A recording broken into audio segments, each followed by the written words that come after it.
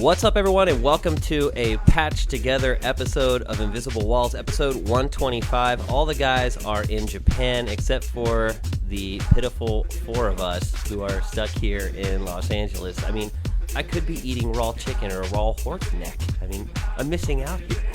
No, instead we got the beach and the sun and Santa Monica. You just don't feel comfortable sending us out of the country. Oh, give me a break. I think you guys have already been all out of the country. What is the weirdest thing you guys have ever eaten? Because a couple years ago, the last time I went to Tokyo Game Show, I went out to eat dinner with Team Ninja. And when you're in Japan and someone takes you out to dinner, you don't really ask what they're putting on your plate. I do sometimes because I have some allergies that could really ruin my day. But otherwise, if they put stuff on your plate, you eat it. And that's how I ended up eating raw horse neck sashimi and raw chicken. So what are the weirdest things you guys have ever eaten? Anything near that? No. Raw chicken, man. I don't know if the birds out there are similar to the ones here, but you're asking for like salmonella and that shit. Well, it was hilarious. They put it on my plate and I just ate it. I thought it was sushi or something.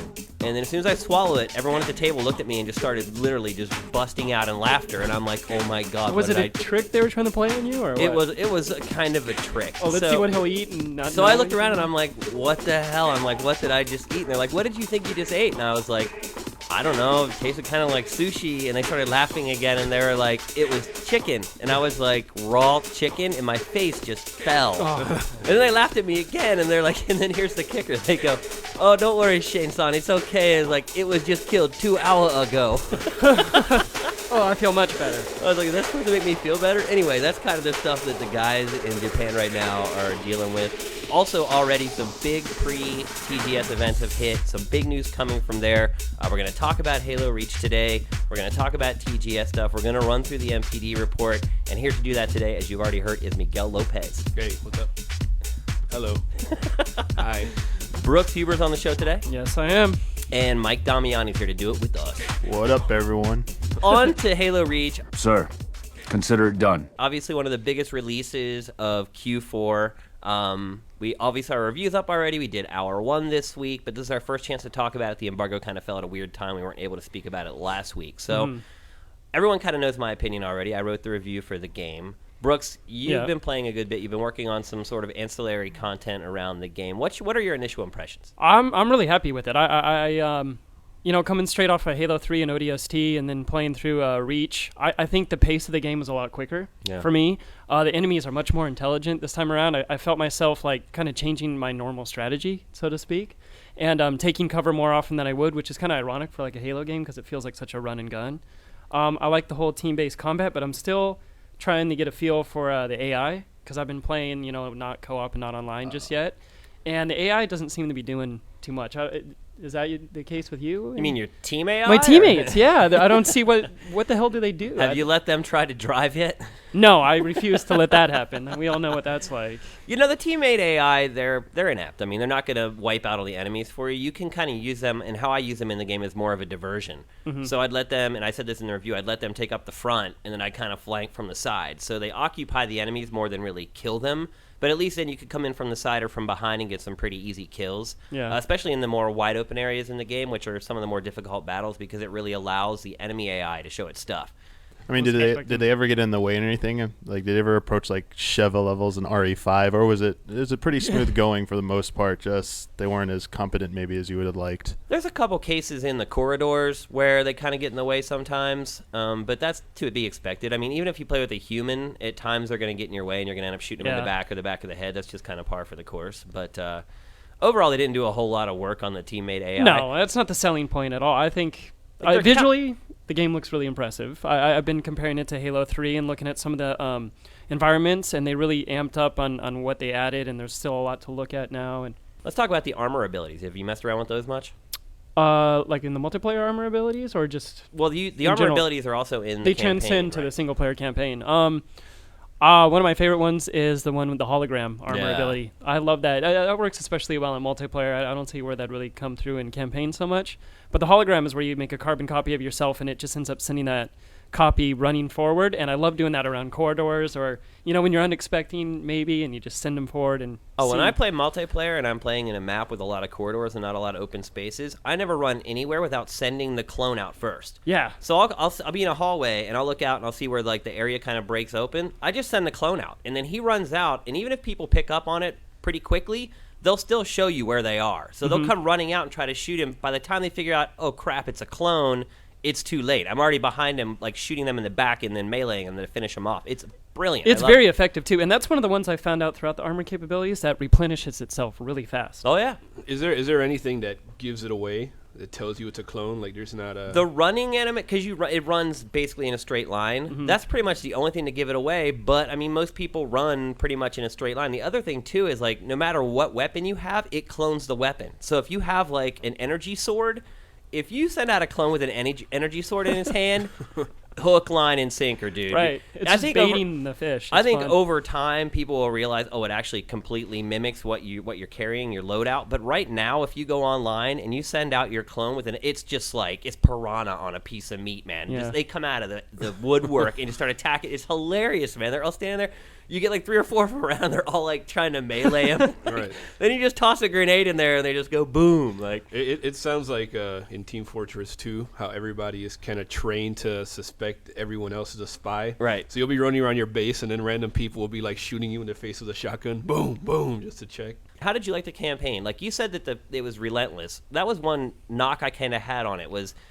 It kind of becomes monotone. It ratchets it up to like 9 or 10 at the beginning, and then it just stays there. It never really drops. You don't really get the peaks and the valleys that you get in other shooters. There's not really like any missions where you got to sneak in anywhere or anything like that. It's always just go, go, go. Drop ship. Kill. Here comes a drop ship. Yeah. Toss a grenade.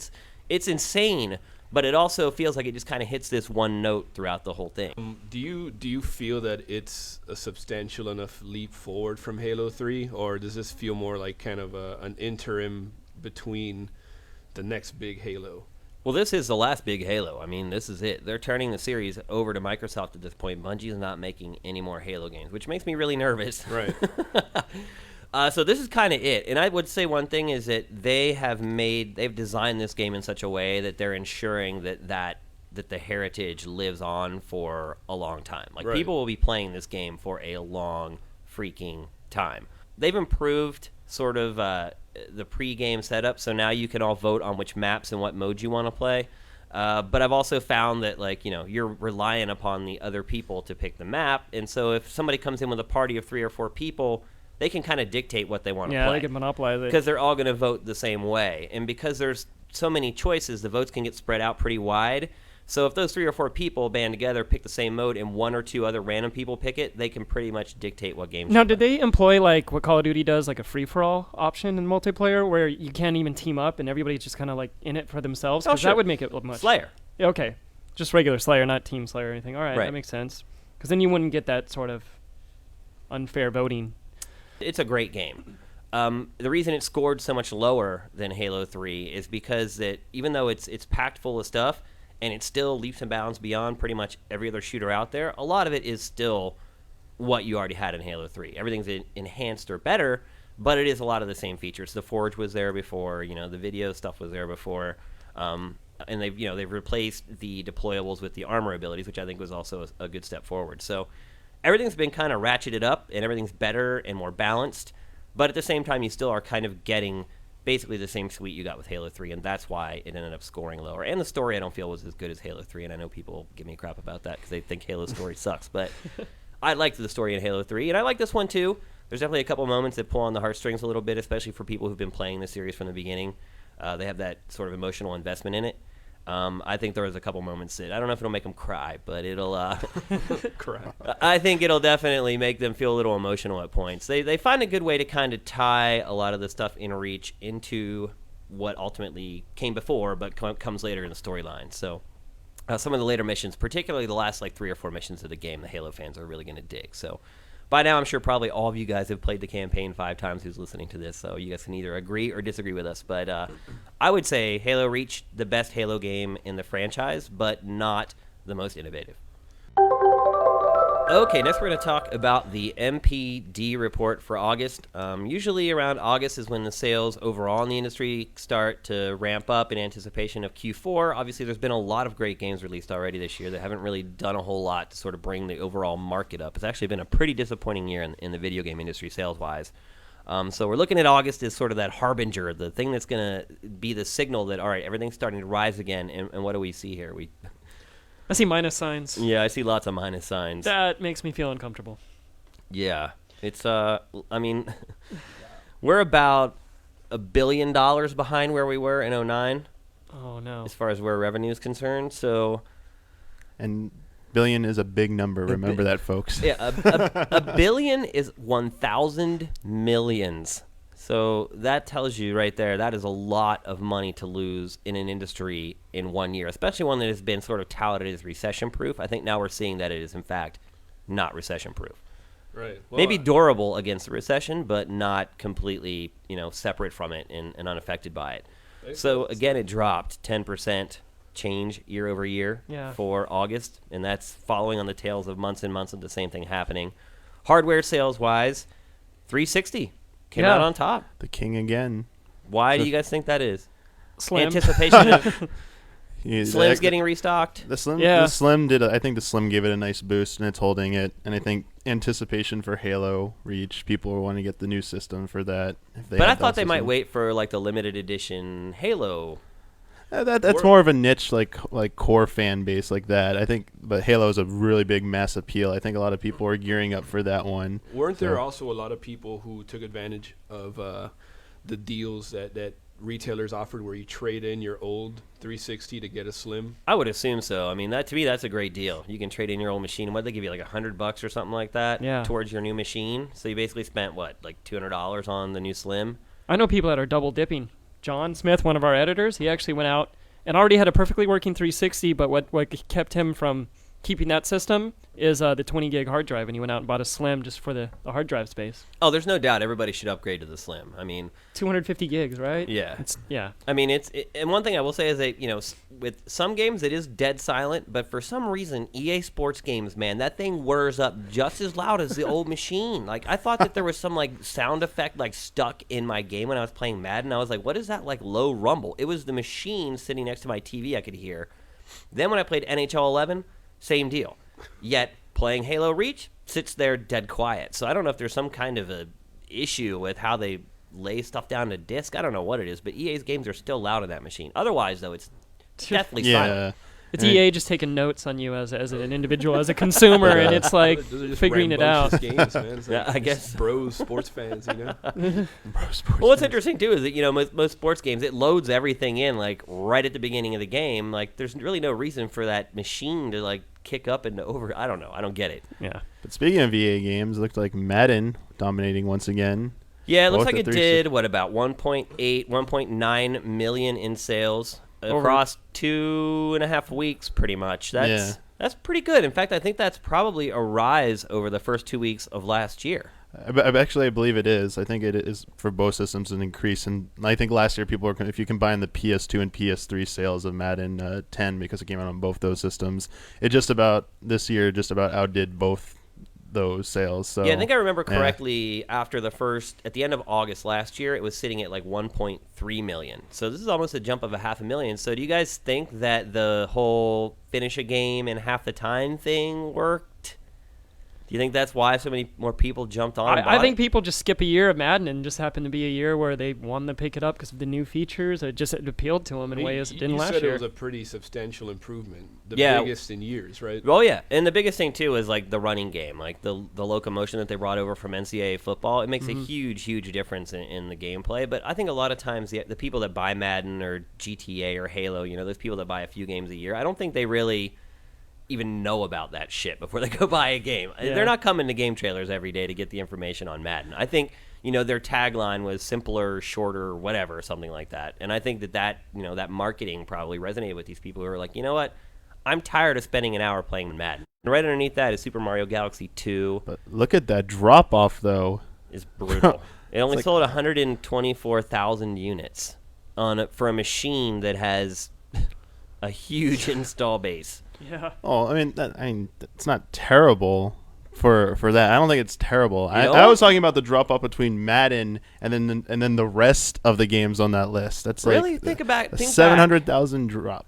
Yeah, but think back to Galaxy came out a few months ago though, so it's right. been that, and it hasn't outsold the original Galaxy, I believe, so it's still behind. It might go back to that argument that maybe 2D games have bigger mass appeal to that audience over the 3D game. I mean, maybe Nintendo wasn't so crazy putting out, trying to put out DVDs to the audience to like explain how to play 3D games. We laugh at it, but maybe they do know what they're talking about with well, I think at this point we have to admit Nintendo knows what the hell it's talking about. I don't think there's any doubt about that. I wouldn't discount the fact that something like New Super Mario Brothers looks a lot more like Super Mario to people probably our age and a little older, right?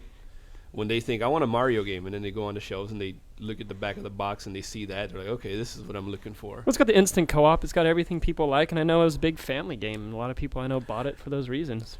Yeah, I was going to hit on the family aspect of it, because Galaxy 2, it does have the co-star mode, the co-op mode. I think New Super Mario Bros. Wii was branded, marketed more as like the 4-player experience. All the imagery was family, kids playing, and this broadens its appeal to like the average person who's looking to play games, not necessarily the gamer. Isn't that kind of a shitty way to play that game, though? Like it turns into something else when you're playing co-op. To someone trying to play it seriously, yeah, but if you just have like a family who's not that and wants to play like for fun, I'm sure they have a good time. They don't care if they're winning or losing. They care about just straight up having fun. I think it's their perspective, For me, I don't like playing it with multiplayer because the mechanics don't work so well that way for me. But to other people, they enjoy it. So who's to say one's right or wrong, The one thing I've noticed that Nintendo is doing entirely different from Sony when Sony dominated last generation is that they're not continuing to market their games long after they've been released. I don't know if you guys remember or not, but on the PlayStation 2, the Jak and Daxter games, you'd see commercials for those games 8, 9, 10 months after the game was released. And it's their thinking is our install base is so huge that how do you reach that many people in a short period of time in that short marketing and advertising window? You can't. Mm-hmm. But you don't see advertisements for Super Mario Galaxy now. You don't see Nintendo really sort of pushing that stuff later on when I think they probably should be. I think it would help their software sales even more. I think third parties could probably have an advantage doing that as well. They advertise their Wii games for like 2 days before they drop it. So yeah, I mean, it could for some of their games that might need it. But I mean, looking back at the list here, we still see New Super Mario Brothers for DS back on the list ahead of New Super Mario Bros. Wii. And how long has that gone without a commercial? And how long has that been in like the top 20? Well, look, there's New Super Mario Brothers Wii at number 6. Yeah, think about that. And it hasn't had a commercial for a while too. So some games sustain themselves. Those games, the other ones that like Galaxy, that probably needed more marketing push after the post-release. Maybe Nintendo doesn't have that part figured out, or maybe they're like it's sold enough to like make a profit. Who knows what they're thinking business-wise? Now here's the big shocker and the big disappointment for 2K is Mafia 2. Yeah. And it sold under 200,000 copies across all those platforms in the first month. That has to be a big disappointment for them, especially, I mean, I don't know anywhere else, but around here, you couldn't go like a block without seeing a Mafia 2 poster for that game. Every bus stop had Mafia 2 plastered all over it. Billboards everywhere. I mean, they definitely went all in on this game. And I mean, compared to how the first game sold, that is a huge, huge disappointment. And it had some competition, but not really on the HD consoles. I mean, it had competition on the Wii, but they chose a good time to release the game, I think. So, and it did get lukewarm reviews. Maybe that did turn some people off, but still, under 200,000 across all platforms, disappointment definitely. And then NCAA football snuck in there, and my God, Wii Fit Plus. There it is again. Refuses to go away. But I'm sure we're going to see a huge, huge boost in the MPD for next month. Obviously, with Halo Reach coming out, I mean, they're probably going to sell 2 or 3 million copies in a few days of that. So you got Metroid Other M, and then which I'll be interested to see how that gets a full month, though. Yeah. Because it came out right after this MPD cut. So right. It'll be interesting to see. What are your predictions for Metroid, guys? Miguel? I don't know. I mean, I could draw out a number. Just guess, dude. 400,000. Oh, God. You stole it from me. 400,000. You're afraid to be wrong. You want me to guess the weather next week? I can guess the weather in LA. 72 degrees and sunny. It's like that every freaking day. Brooks? I think it's a really good franchise. I think it resonates well with a lot of fans. So I'm going to say like 550. 550. Yeah. Man, you guys are going pretty high there. What do you think, Damiani? I don't think it'll do any more than 200,000. If it does 200,000, I think that's really good for that game. I honestly think it'll do between 100, like around 150,000 is realistic. 120,000 maybe. But if it does over 200,000, I'll be surprised. I honestly will. I'm with you there, Mike. I think it will do 200,000. I think it'll do 225, 250, and then I think we won't see it on the MPD report again after that. Well, I'm going to hold you guys to these, and we'll get back to that whenever they release the numbers next month. Let the bloodbath begin! So, as we mentioned, we're the poor suckers left here in the U.S. while all our comrades are in Japan covering Tokyo Game Show. Now, we're recording this, as we always do, on Wednesday. The show technically will start U.S. time this evening, as Japan is ahead by, I think it's 14 hours, 13 hours, something like that, about half a day ahead. So they are going to be going to bed very soon, and they'll be getting up and covering the show. We just kind of got access to all the pre-show events. So Capcom had a press conference, and Electronic Arts had a press conference. And shockingly, really big news coming out of both of them. So EA, and you guys, if you've watched or listened to this show for the last God knows how many episodes, you know we've been talking about this game forever.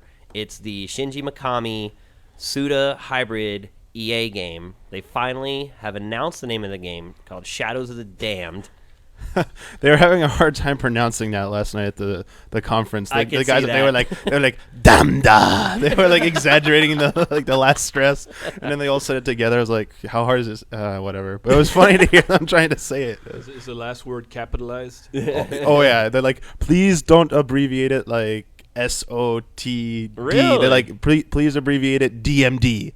So They want it to be like DMC, I guess. I don't know, but they didn't want it to be abbreviated that way. Of course, who's going to listen to them? Right, that's like when Nintendo tried to tell us to call it the GameCube Nintendo, like GCN. I'm like, no, dude, that's not what's going to happen here. Like, we're going to call it whatever the hell we want. Or when Sony tried to tell us to type PlayStation in all caps every time we wrote about it, we're like, no, dude, are you insane? We're like, we'll give you the intercapped S, but we're not going to capitalize the whole freaking word. So now we've seen the trailer. We've waited forever to see this game. First of all, are you guys encouraged, disappointed, lukewarm compared to what your expectations were? The snippets that looked like gameplay were encouraging, but the kind of the style, the kind of the punk rock vibe seems a little overdone in my opinion. With those styles, whatever the heck it is, it's like power metal. They called it punk rock in there. So I don't know. Like the visual style looked to me like it was like another almost like Bayonetta type game. I mean, the action wasn't like that, but just like the enemy designs, the characters, like outfit, that main character, that wasn't doing it for me too much. I expect it to be like darker. I don't want to get into the whole like argument about if it's too colorful or whatever. Like that wasn't doing it for me.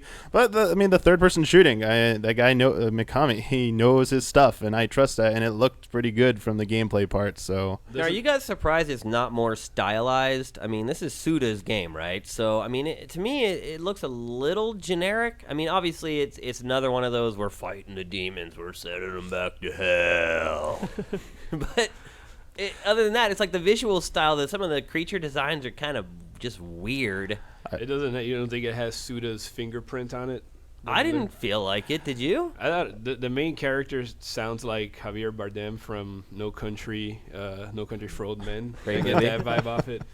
I mean, to be honest, at this point, when it comes to first release trailers, I tend to just put my expectations on hold. But you can see the art style at this point.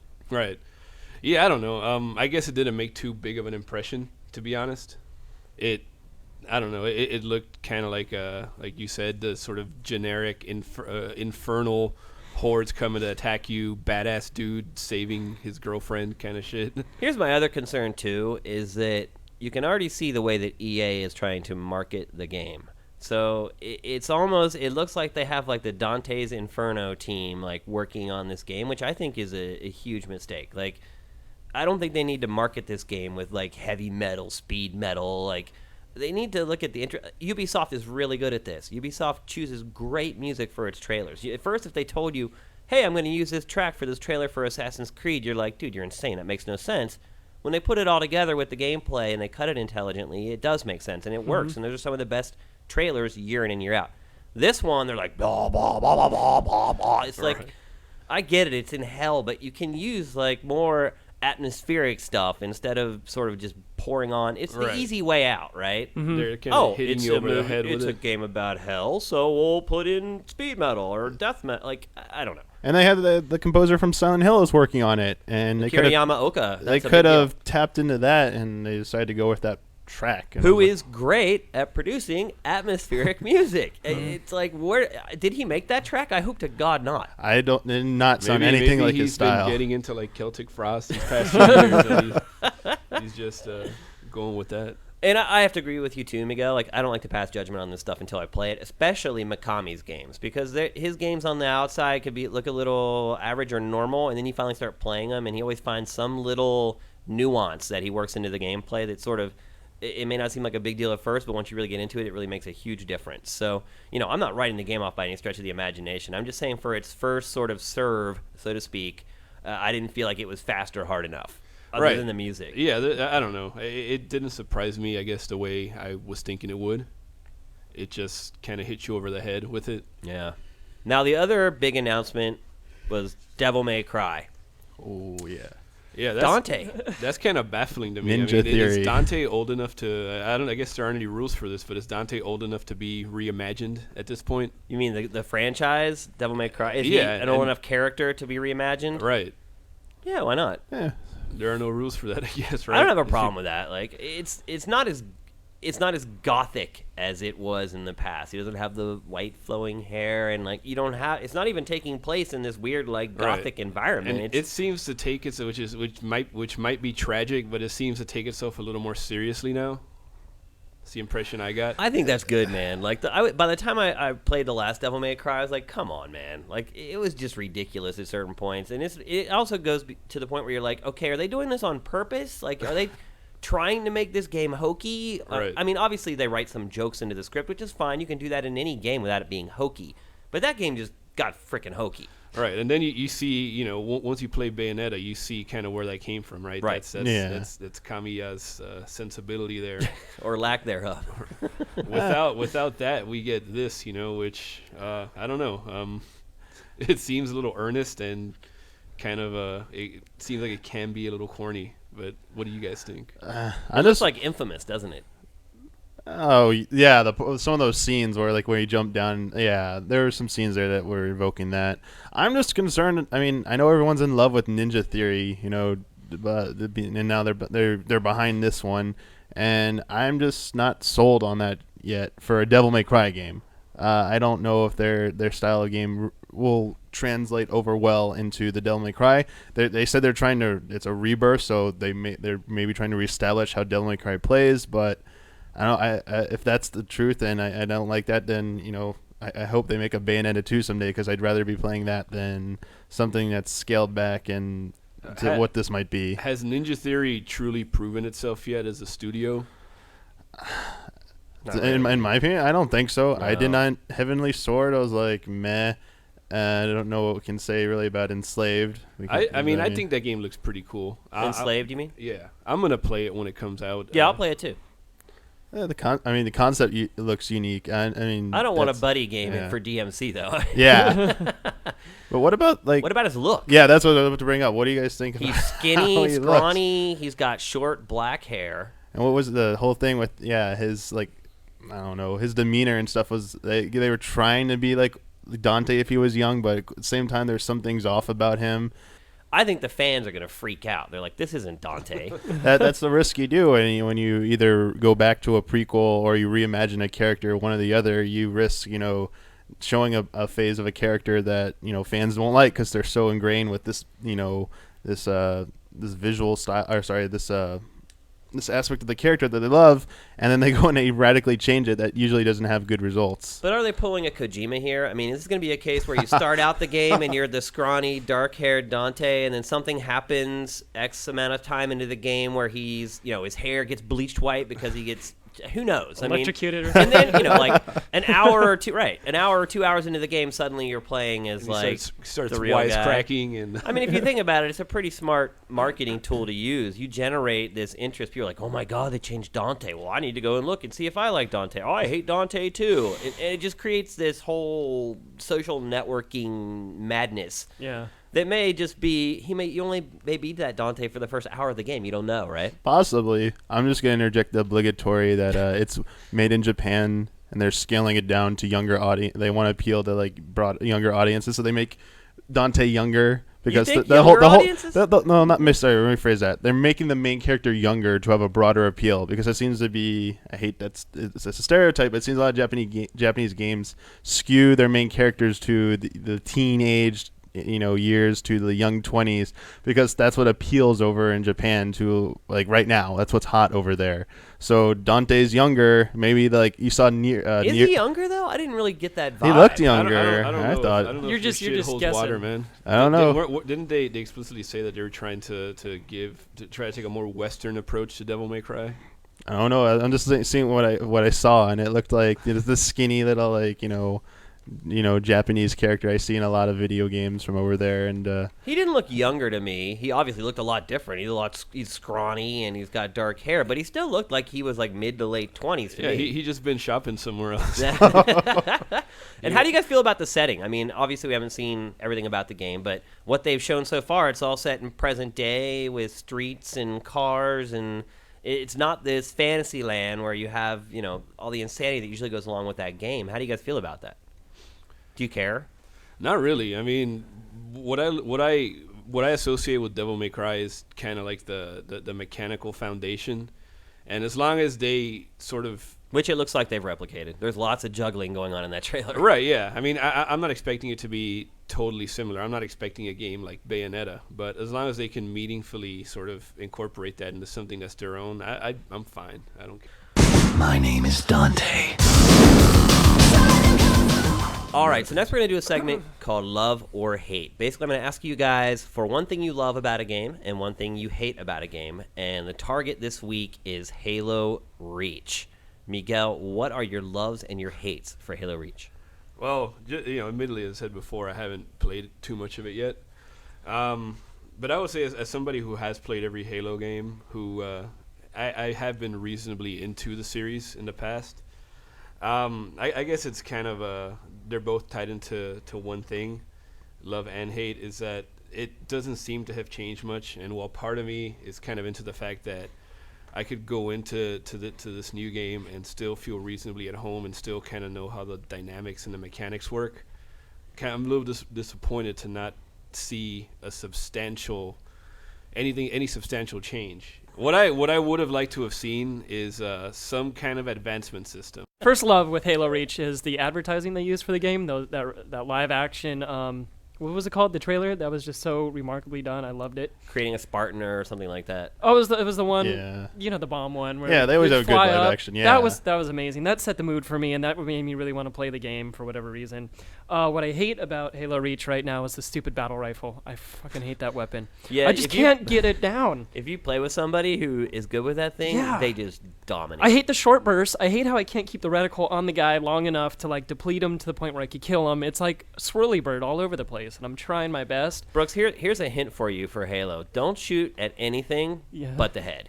That's what I'm trying for. But I'm like all over the place. No, the whole sometimes. game is about headshots. If you can't get headshots, you get your ass kicked. If you can get headshots, you win. In fact, I've seen some people play better with the pistol because they know they have to aim for the head with the pistol, and they'll actually get more kills than they would if they had the battle rifle. How does the pistol here compare to the pistol in Halo 1? It's about the same. But Halo 3, awesome. Halo 3 got rid of the pistol's ability to zoom in and get those like almost precision shots, so I'm glad they brought that back. Yeah. So love it for that too. I Thumbs up. remember for a while, like the battle rifle was kind of like the stand-in for the pistol. It kind of served that same purpose. Yeah. It's kind of the same way here. A lot of the modes where they predetermine your loadout, it's like they give you the pistol and the battle rifle, and they're like basically choose which one you want to use. I like the assault rifle. I mean, I might be old school like that, but I love that gun. Spray and pray. Just spray and pray right on the head. That's what I do. That's how I get all my kills. All right, Damiani, love and hate. So I'm in the same boat as Miguel. I'm actually waiting to play through the game on co-op online this weekend with a friend. But What I do love about it so far is another part of the marketing, the commercial they just put out with a bunch of celebrities with Snoop Dogg and LL Cool J. I haven't seen that. Oh, that was pretty hilarious. So it's Snoop Dogg, LL Cool J playing against each other, and they keep like sending crap to each other's house, like order a pizza, send like the USC marching band over there to try and distract them, and then you find out that the dude from Chuck, the TV show, is also playing with them, and he's in his like mom's basement. And then they get triple killed at the end. Thanks for perpetuating the stereotype, by the way. You love that commercial? This part was like, yeah, whatever. This is kind of done. Then someone gets a triple kill, and they all throw down their controllers. And you're like, oh, what's the payoff here? Who killed them? And it's Wayne Newton. Oh. And he stands up, and he goes like, that's how I play, bitches. And he drops the controller and starts singing. Now, on the flip side, the hate, I've heard that, and Microsoft confirmed this through their support, that you cannot play online co-op if you have the 4 gigabyte slim Xbox 360, the new one, because to play online co-op, you need a certified Microsoft hard drive. And on the 4 gigabyte one, it's only a memory unit. So you have to go out and buy $129.99, basically hard drive to play Halo co-op online, which makes the slim model plus that hard drive puts it over the 250 gigabyte model. So all those players who bought the new one, the cheaper one, are kind of got screwed over there. I'd agree with that. So that sucks. But the other one is apparently there's a pretty big complaint going on Bungie's forum right now that a lot of the discs aren't working for Halo, that it won't read the disc. It shows as a DVD, and some people who get into the game can't get past the first cutscene. And the problem is on the older consoles. If you have a new Xbox, if you got the slim model, you're fine apparently. But if you have one of the ones from the like 2006 or about 2007, a lot of people are saying it won't work. And they probably just counted on all those being returned already. Or Red Ring. That's what I'm saying. They returned supposedly Microsoft is putting a patch out very shortly that will fix that issue. So that's good. That's good that they're turning around, but it kind of sucks to all those people who went out there and bought it and kind of have to wait to play. But and for me, my love-hate, I love so much about it. I love the multiplayer. You know, I've been playing it for a week straight. You know, the campaign's over really quickly. I would not buy this game just for the campaign. It's like 8 hours long. There is some incentive to play it again on the higher difficulties and with friends. But I wouldn't spend $60 just for the campaign in this game. So I love the multiplayer. It's awesome. It's a complete change of pace from all these very realistic military shooters. It definitely took me a while to adjust, as I mentioned earlier. But it is just a blast, man. Last night I was playing it with people here from GT, and we laughed and just had way more fun than we've had playing games together in a really long time. So I really enjoy the multiplayer. I think crazy stuff happens in that game. It's not like Modern Warfare where either you get the headshot or you don't. It's like it's just madness when you're fighting against other human beings. You never know what's going to happen, you know. I think if there's one thing that I hate, I hate that the series is over and it's being handed over to somebody else. You know, we talked about this earlier too. It's you know, there's a big wild card there as whether the series is going to maintain the level of quality that it has. It was going to keep the spirit. So I hate that Bungie's not making the game anymore. I wish there was some way that Bungie could have worked it out so they kept making the game and just made it across all the platforms. Obviously that's not going to happen with Microsoft owning the IP. So if there's one thing I hate about it, I hate that it's Bungie's last Halo game. All right, folks, that's going to do it for episode 125 here on GameTrailers.com. Invisible Walls up in your grill. Tokyo Game Show is going full force right now. Make sure you head on over to our page. I know for a fact our guys will not sleep. So no matter where you guys live, I don't care if you're in Europe, in Serbia, I don't care where you live, there's going to be new content going up on our Tokyo Game Show page around the frickin' clock. And it'll be going through the weekend, and then when they all get back next week, there will be, you know, mostly our interviews and stuff like that we hold until we get back because we're really time intensive. So make sure you check out our Tokyo Game Show page. We really appreciate your support on that stuff. I think we did okay. Hopefully the audio works out all right. I mean, we basically literally patched together with duct tape this arcane system of cables and decks and mics. Hopefully it turns out okay. If it doesn't, we apologize. We did the best we could. We wanted to make sure we got a show out to you guys during Tokyo Game Show with all the big news things. So hope everyone has an awesome weekend. Thank you for watching. Thank you for listening. Invisible Walls is up and out.